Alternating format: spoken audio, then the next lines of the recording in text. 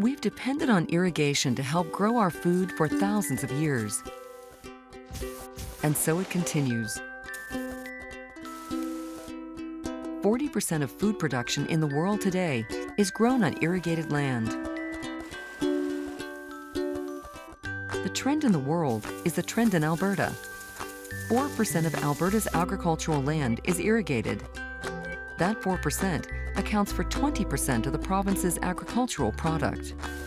Half of the raw product for Alberta's multi-billion-dollar food processing industry comes from this irrigated land. The 3 irrigation districts of the Bow River Basin produce much more than they could based on precipitation alone. With irrigation, the irrigation districts on the Bow River produce 45 different crops.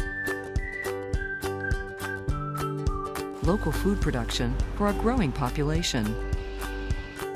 Fresh food that does not come on a truck from California. For the grower, there are 2 main reasons for choosing irrigated land. Number 1, stability. On irrigated land, water supply can be stable. Water on demand. The second reason to choose irrigation is flexibility. Of all the 45 crops grown on the Bow River Basin irrigation districts, only 10 could be grown here without irrigation, and that means with significantly lower yields.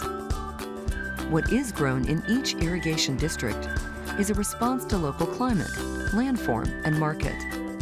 In the Western Irrigation District, the response is cereal grains, hay crops, canola, market garden vegetables, and feedlot beef, plus lawn turf and nursery trees for the city suburbanites. The Eastern Irrigation District is much drier. Most of the non-irrigated land is native pasture land used for cattle grazing.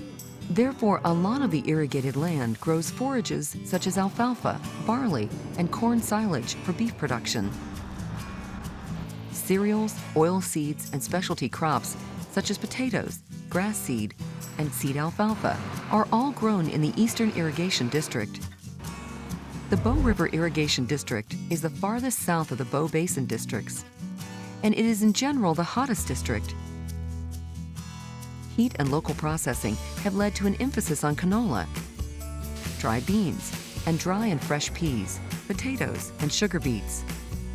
Landform remains the same, but climate changes.